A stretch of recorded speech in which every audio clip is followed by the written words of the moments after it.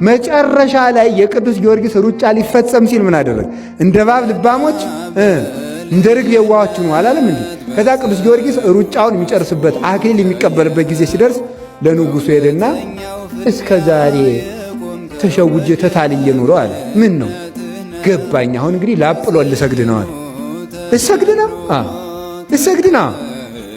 ና በል ራስህን ልሳም አለ። ቆይ እኛ ገሊላውያን በልማዳችን መጀመሪያ ለጣዖት ሳንሰግድ አንሳምም ማለት በርኩስ አፉ እንዳይሰማው ማለት ነው። ቆይ ብሎ ልትሰግድ ነው? ና እንልስገድ። አይ እንደዚህም አይደለም። በጥቂት ሰው አይደለም የሚደረገው። ጠቅላላውን በሙሉ የገሊላን ሰው በሙሉ ጊዮርጊስ ለአጵሎን ሊሰግድ ነው እያል አዋጅ ነገረ። ጊዮርጊስ ለአጵሎን ሊሰግድ ነው እየተባለ አዋጅ ተነገረ። ይኸውላችሁ ልብ ብላችሁ ስሙ። ለአጵሎን ሊሰግድ ነው ተባለ። በቃ እንዲህ አድርገህ ልትሰግድ ከሆነማ አለው እሾመሃል መንግሥት እኩል ይሰጠን። እንዲያውም እኔ አዋጅ አስነግሬ እስከምመጣ አንተ ከንግሥቲቱ ጋር ተጫወት ብሎ ንጉሡ ከሚስቱ ጋር አስቀመጠ። እሱ ቆመና ዳዊቱን ይደግም አማልክት ይሆሙ ለአሕዛብ ዘወርቅ ወዘብሩር ግብረ ደጓለ እምኀበ አይን ቦሙ ወይሬዩ እዝን ቦሙ ወይሰሙ። ተመልከቱ። አፍ ቦሙ ወይነቡ ከዚያ አንፍ ቦሙ ወያጼኑ እያለ እንዲህ ያነቅ እግር ቦሙ ወይሐውሩ። የአሕዛብ አማልክት አጋንንት ናቸው። አይን አላቸው አያዩ፣ ጆሮ አላቸው አይሰሙም፣ እግር አላቸው አይራመዱም እያለ ይዘምራል። ንግሥቲቱ ሰማን ማንን ነው እንደዚህ የምትለው አለች።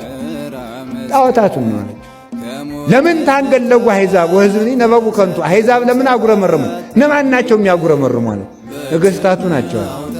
እዚህ በኋላ ልቧ ተሰበረና እኔም ክርስቲያን መሆን እፈልጋለሁ አለች። ይሄ ነዋ ክርስቲያን። ንግሥቲቱን ራሷን ክርስቲያን አደረገ። ከዚያ በኋላ ክርስቲያን ሆነች። ተመልከቱ። ጊዮርጊስ በል እንግዲህ ና ስገድ። ሰው ተሰብስቦላል። የአገሩ ሰው በሙሉ ግማሹ ጣዖት የሚያመልከው ተመስገን ልናርፈው ነው እያሉ፣ ክርስቲያኖች ደግሞ ወይናችን መምህራችን ያን የመሰለ አብነታችን ልክት። ያቺ ሴት ደግሞ እንጀራዬ እያለች የልጅ መድኃኒት እያለ ልጇን ሽኮኮ ብላ መጣች። ሽባ ልጇን ማለት ሰው ከተሰበሰበበት ልጁ ያ ሽባ ልጅ አያችሁ፣ ሁልጊዜው ሁሉም ነገር በጊዜው መልካም ነው። ከእናቱ ትከሻ ላይ ሆኖ መጣ። አንተ ሕፃን በጌታዬ በኢየሱስ ክርስቶስ ስም በእግርህ ና አለ። ከዚያ በኋላ ከእናቱ ትከሻ ወርዶ ያ ልጅ መጣ። ሂድና አጵሎንን ጊዮርጊስ ይጠራል በለዋል።